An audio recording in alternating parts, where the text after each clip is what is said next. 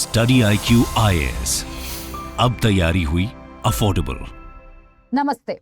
Yesterday saw the fruitful completion, a successful completion of India's presidency of G20. And the last 2 days, that is the day 1 and the day 2 of the summit, saw several key decisions being agreed upon with 100% consensus. The highlight, of course, was the Delhi Declaration, which took 200 hours of continuous negotiations. And finally, the outcome was of 83 paras with 100% consensus of all members.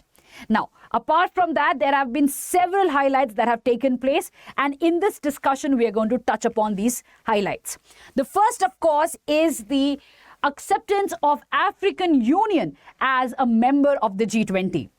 Previously, if you take a look at the membership of G20, there are around 5 European countries along with the European Union as members of the G20, which means that there is a lopsidedness. There are more representatives of the global north compared to global south. And this is one agenda that India has been talking about since it has got its presidency. The beginning of this year, that is in January month, India hosted a Voice of the Global South conference. And in that, it had invited several global south countries, but almost all, around 50 members of the African Union had actually come in that conference, and they had presented their issues. They had talked about cooperation of capabilities and capacities. Now, from that time onwards, India has been proposing the complete or full membership of African Union in G20. In the month of July, Prime Minister Modi wrote letters to the members and asked for complete support to African Union's membership. All countries accepted this, which resulted in the final outcome of accepting African Union as the 21st member of the G20. So now it's no longer G20, it is G21. Moving on to the next highlight is the new economic corridor, that is India, Middle East, Europe economic corridor, or some are even calling it the Spice Corridor. This has been portrayed as an alternative to BRI, that is China's BRI. The reasons behind that is because from India, a shipping route is going towards UAE, then crossing Saudi Arabia, then entering into Israel. From Israel, using the Haifa port, again a shipping corridor is going to be created to Piraeus, that's a port in Greece, then onwards to Europe. Now, this route is bypassing first Suez Canal, which is already very crowded. Even though Egypt is making a new Suez Canal project, that project is heavily invested by China. So even if that project finally takes off, China will definitely have a hold. Who knows, Egypt might also be in a debt trap because of that project. The second is Djibouti, which is where in recent news we have got to know that China has built a military base. And if China is having a military control over Djibouti, that means China will already have a huge control over Bab el-Mandab, which is a choke point in this corridor. Finally, this route also avoids the Somalian piracy issue. It is looking at a route which is going to be an interesting alternative to the existing connectivity project. Now, in this corridor project, US, EU, Saudi Arabia, UAE, India, all key members are very keen upon, and they have also accepted that post the signing of this corridor project, within 60 days, all of these countries are going to send their representatives, and they're actually going to work upon finalizing the nitty-gritties and letting the project take off.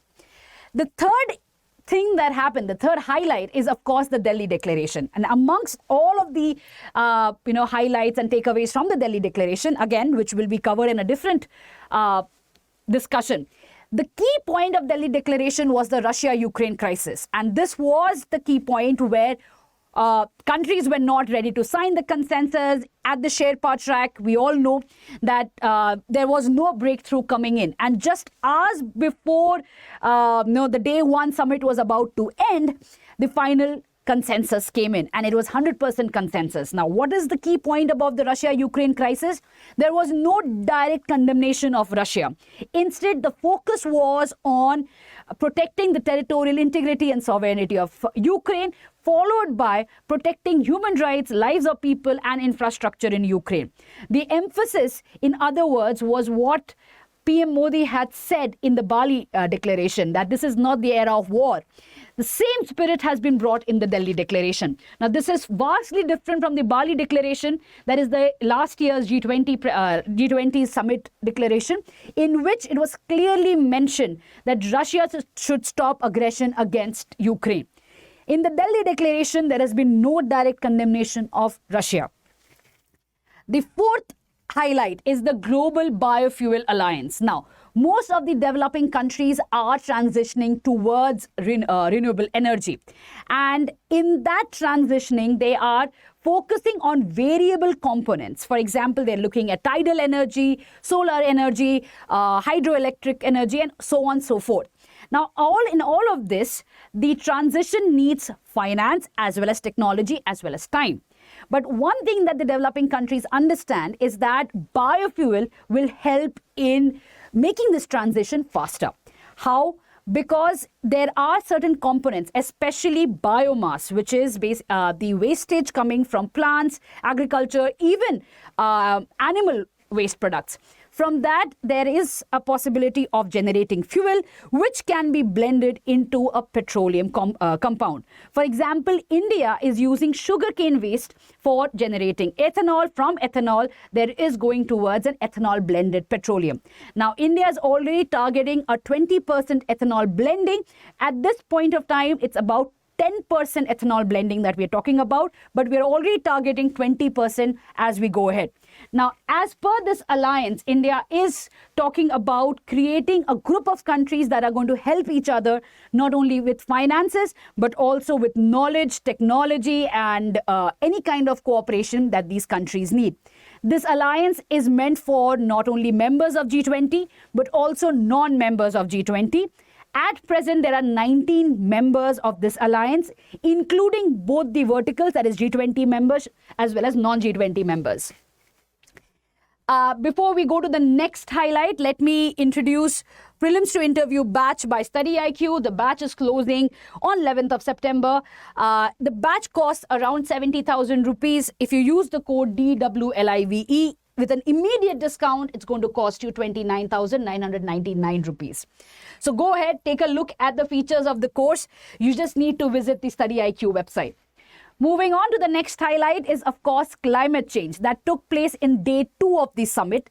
During this, several, discussions took place and certain consensus was arrived upon. The first was, of course, the Green Development Pact. Now, Green Development Pact basically creates a consensus amongst the members that they are going to go ahead and fulfill the requirements of the UNFCCC. Along with it, it also talks about financing from the global north as well as aid to the global south for the transition to renewable energy. As per this, UK has agreed to contribute around 2 billion USD to the Green Climate Fund. This is the largest contribution UK has ever made. So this was a very big highlight of the climate change conversation. Apart from that, there was also an action plan on SDGs. The focus was that countries have got derailed during the COVID pandemic years, but countries have to come back and make fast-paced improvements on achieving SDGs. Finally, there was talk about phasing out and rationalization of fossil fuel subsidies. The next highlight is, of course, the finance track. The decisions of the finance track has been added to the Delhi Declaration. But just a quick look at what exactly has been talked about or achieved in it. The first is, of course, focus on creating more multilateral development banks. Right now, the number of multilateral development banks are limited. For example, World Bank, Asian Development Bank, African Development Bank, and so on and so forth. There is a control of these banks by US, by other global north countries, as well as China. Now, India has been talking about creating more multilateral development funds, which are going to be in control of global south and will help the least developed countries or the LDC countries.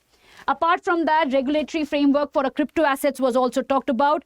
The acceptance was that IMF as well as FBS would be given the power to make the regulatory framework for crypto assets. There was also principles on anti-corruption accepted. Finally, debt vulnerabilities in developing countries, especially in countries like Kenya, Ethiopia, and Sri Lanka, was discussed about. Moving on to the final highlight, that is showcasing India's leadership skills. From Bharat Mandapam to visit of the Rajghat to hug diplomacy or hug diplomacy to celebrating the International Year of Millets, India has showcased its leadership skills along with its soft power prowess. And these are the certain highlights of the G20 summit. Thank you. StudyIQ IAS. अब तैयारी हुई affordable.